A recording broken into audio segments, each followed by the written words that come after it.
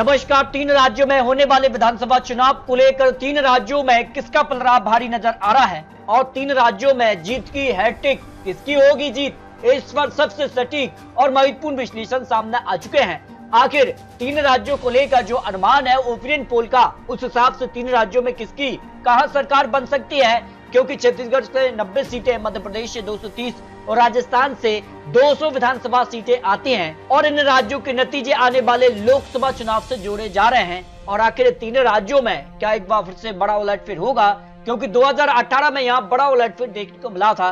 तीनों ही राज्यों में कांग्रेस ने यहाँ पर जीत हासिल की थी, लेकिन बाद मध्य प्रदेश में भारतीय जनता पार्टी ने सरकार बना ली। लोकसभा चुनाव की अगर बात की जाए तो छत्तीसगढ़ से 11, मध्य प्रदेश से 29 और राजस्थान से 25 लोकसभा सीटें आती हैं और विधानसभा चुनाव के नतीजे लोकसभा चुनाव के लिए भी महत्वपूर्ण हो जाते हैं। 3 राज्यों के अगर चुनावी परिणाम 2018 की बात की जाए तो 230 में से भारतीय जनता पार्टी ने 109 सीटें हासिल की थी, वहीं कांग्रेस ने यहाँ 114 और अन्य के पक्ष में 7 विधानसभा सीटें रही थी। वहीं राजस्थान के लिए अगर बात की जाए तो 73 सीटें भारतीय जनता पार्टी को, 100 सीटें कांग्रेस और अन्य के पक्ष में 26 सीटें रही थी।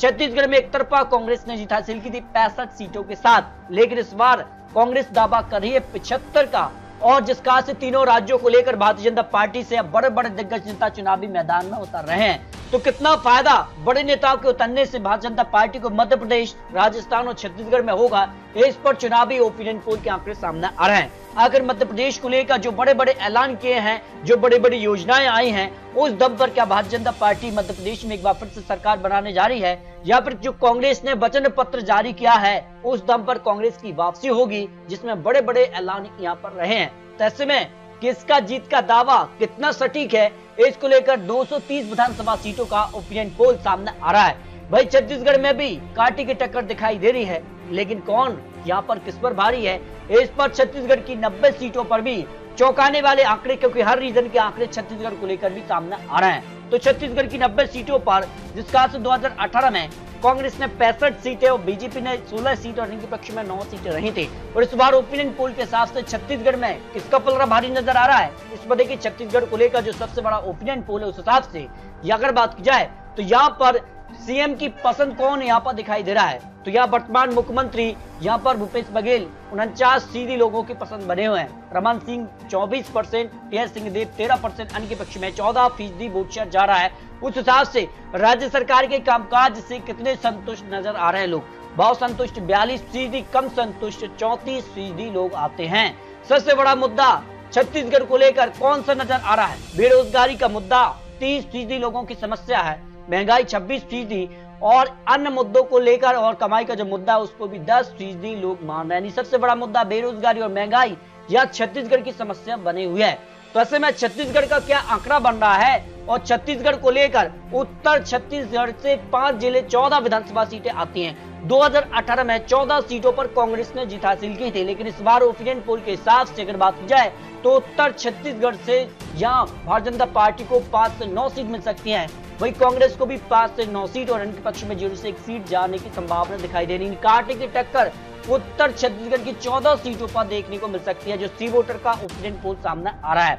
वही दक्षिण छत्तीसगढ़ की 7 जिले और 12 विधानसभा सीटें आती हैं, और अगर बात की जाए 2018 में यहाँ पर 12 सीटों में से भारतीय जनता पार्टी को केवल 1 सीट मिली थी, कांग्रेस ने 11 सीटें हासिल की थी 2018 में, लेकिन इस बार जो ओपिनियन पोल के आंकड़े हैं उस हिसाब से दक्षिण छत्तीसगढ़ की जो अनुमान है, यहाँ बीजेपी को 2 से 6 सीट मिल सकती हैं, वही कांग्रेस को 6 से 10 सीट और अन्य के पक्ष में 0 से 1 सीट की संभावना यहाँ दिखाई दे रही है। इस हिसाब से अगर बात की जाए तो छत्तीसगढ़ को लेकर मध्य छत्तीसगढ़ रीजन महत्वपूर्ण है, क्योंकि 16 जिले और 64 सीटें आती हैं, और यहाँ पर अगर बात की जाए तो किसका पलड़ा भारी नजर आ रहा है, यहाँ पर भारतीय जनता पार्टी को 25 से 29 सीट मिल सकती है, कांग्रेस को 34 से 38 सीट और अन्य के पक्ष में 0 से 2 सीट की संभावना दिखाई दे रही है, जो अनुमान दिखाई दे रहा है। उस हिसाब से अगर बात की जाए तो फाइनल आंकड़ा जो छत्तीसगढ़ को लेकर सामने आ रहा है उसमें कांग्रेस को यहाँ 48 से 54 सीट, भारतीय जनता पार्टी को यहाँ 35 से 41 सीट और अन्य के पक्ष में 0 से 3 सीट की संभावना दिखाई दे रही है। लेकिन जिस कार के अब माहौल छत्तीसगढ़ में देखने को मिल रहा है और बड़े बड़े ऐलान किए हैं, उस हिसाब से कांटे की टक्कर छत्तीसगढ़ में देखने को मिल सकती है। फिलहाल आंकड़ों के हिसाब से कांग्रेस का पलड़ा भारी नजर आ रहा है, लेकिन जिस कार का माहौल अब बदल रहा है, जिस कार के बड़े बड़े ऐलान किए जा रहे हैं और बड़े नेता चुनावी मैदान में उतर रहे हैं, उस हिसाब से माना जा रहा है कि छत्तीसगढ़ में कांटे की टक्कर देखने को मिलेगी। बहुमत का आंकड़ा किसके पक्ष में रहेगा ये तो जनता तय करने वाली है। जबकि आपको बता दें कि राजस्थान में भी हर 5 साल में सत्ता बदलती है। उस हिसाब से राजस्थान का जातीय गणित क्या कहता है, क्योंकि आबादी में अगर बात की जाए तो हिंदू आबादी करीब 88.5%, जबकि मुस्लिम आबादी करीब 9% आती है, जो PSC के आंकड़े यहाँ दिखाई दे रहा है। जबकि जिसमें दलित 18% हैं, आदिवासी 14% आंकड़े हैं। अगर राजस्थान के लिए अगर बात की जाए, सामान्य वर्ग से 19% वोट शेयर आता है और यहाँ पर ब्राह्मण 7%, राजपूत 6%, वैश्य 4% और 2% अन्य आते हैं, जो PSC के आंकड़े यहाँ पर सामने आ रहा है। पिछड़े अगर बात की जाए तो करीब 40% आते हैं, जिनमें गुर्जर 5%, जाट 10%, माली 4% और अन्य जो वर्ग है वो करीब 21% आता है।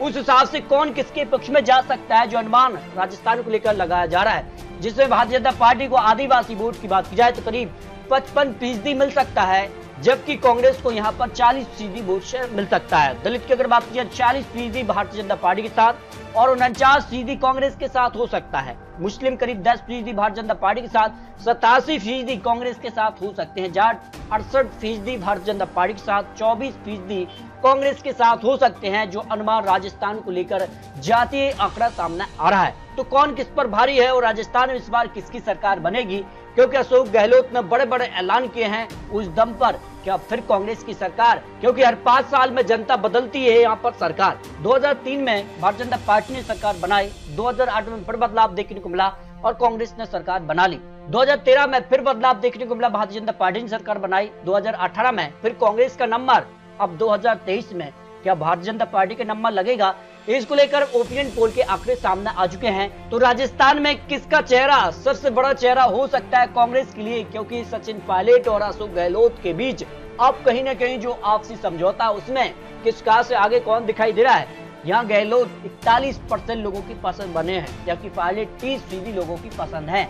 अगर मोदी राहुल में डायरेक्ट PM चुनना हो तो कौन आगे दिखाई देता है राजस्थान के लिए, नरेंद्र मोदी जी 70% लोगों की पसंद है, जबकि राहुल गांधी यहाँ 25% लोगों को पसंद बने हुए हैं। PM के तौर पर ये आंकड़ा आपको दिखा रहे हैं। तो ऐसे में अगर बात की जाए तो राजस्थान को लेकर मेवाड़ रीजन से 43 सीटें हैं और जिसमें बड़े जिले आते हैं अजमेर, उदयपुर, डूंगरपुर, बांसवाड़ा, चित्तौड़गढ़, राजसमंद, भीलवाड़ा, प्रतापगढ़। और यहाँ का माहौल किसके पक्ष में जा रहा है और कौन किस पर भारी नजर आ रहा है, तो मेवाड़ रीजन का क्या आंकड़ा बन रहा है। अगर बात की जाए मेवाड़ रीजन से 43 सीटें आती हैं, यहाँ भारतीय जनता पार्टी को 26 से 30 सीट मिलने का अनुमान है, कांग्रेस को 12 से 16 सीट और अन्य पक्ष में 0 से 2 सीट की संभावना दिखाई दे रही है। इस हिसाब से मारवाड़ रीजन से भी अगर बात की जाए तो यहाँ 61 सीटें आती हैं और बड़े जिलों में बात की जाए तो गंगानगर, हनुमानगढ़, बीकानेर, नागौर, पाली, जोधपुर, जैसलमेर, बाड़मेर, जालोर और सियोरी, ये वो बड़े जिले हैं और यहाँ का माहौल किसके पक्ष में दिखाई दे रहा है।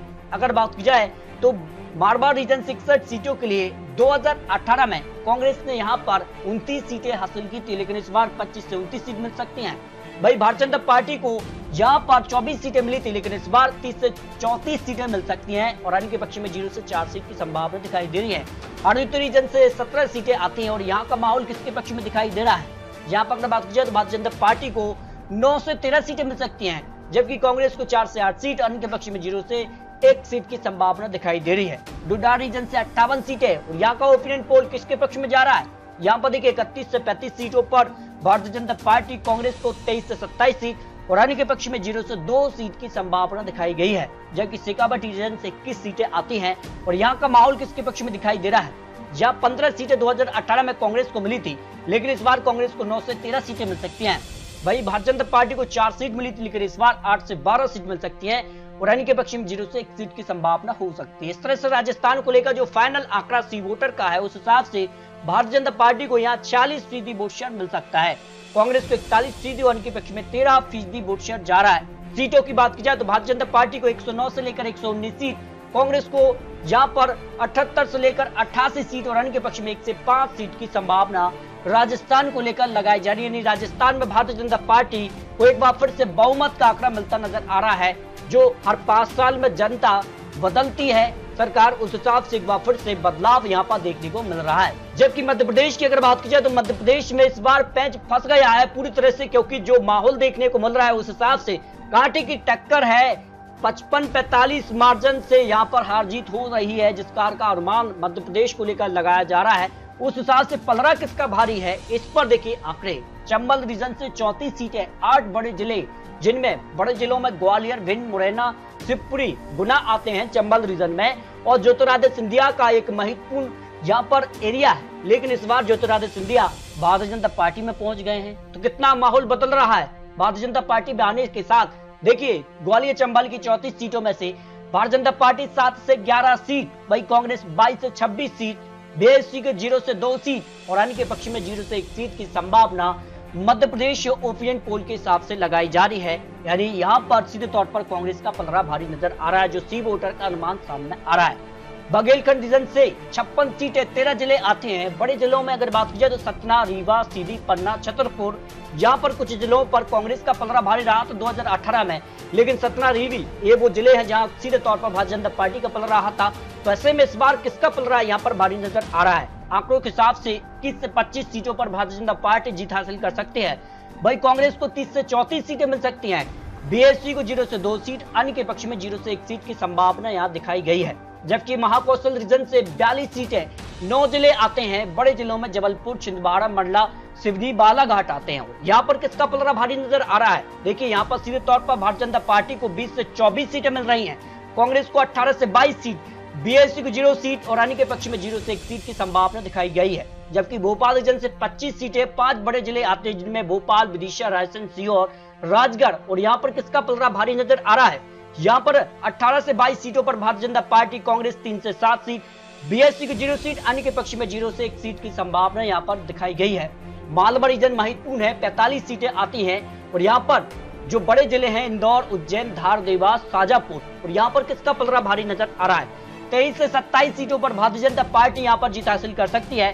कांग्रेस को 18 से 22 सीट, बीएसपी की 0 सीट, अन्य के पक्ष में 0 से 1 सीट की संभावना दिखाई गई है। इस हिसाब से अगर बात की जाए तो मध्य प्रदेश को लेकर निवाड़ रीजन भी महत्वपूर्ण, क्योंकि 28 सीटें और बड़े जिलों में झाबुआ, अलीराजपुर, खरगोन, खंडवा और बैतूल आते हैं। और यहाँ पर देखिए 11 से 15 सीटों पर भारतीय जनता पार्टी और 11 से 15 सीटों पर ही कांग्रेस यहाँ पर सीधे तौर पर कड़ी टक्कर दे रही है। बीएसपी की 0 सीट, अन्य के पक्ष में 0 से 3 सीट की संभावना दिखाई गई है। इस हिसाब से मध्य प्रदेश को लेकर जो फाइनल आंकड़ा सामने आ रहा है, 230 विधानसभा सीटों के लिए भारतीय जनता पार्टी 106 से लेकर 118 सीट, वही कांग्रेस 108 से लेकर 120 सीट, बीएसपी को 0 से 4 सीट, अन्य के पक्ष में 0 से 4 सीट की संभावना दिखाई गई है। इस हिसाब से मध्य प्रदेश में कांटे की टक्कर यहां दिखाई दे रही है। तो 3 राज्यों का चुनावी गणित आपको दिखाया है। आपको क्या लगता है छत्तीसगढ़, मध्य प्रदेश, राजस्थान में किसकी बनेगी सरकार? आपको बता दें ये चुनावी आंकड़े, चुनावी अनुमान है। 3 दिसंबर को तीनों ही राज्यों के नतीजे सामने आ जाएंगे। आखिर 3 राज्यों में कांग्रेस हैट्रिक लगा पाएगी एक बार फिर से, या भारतीय जनता पार्टी यहाँ पर 3 राज्यों में सरकार बना पाएगी?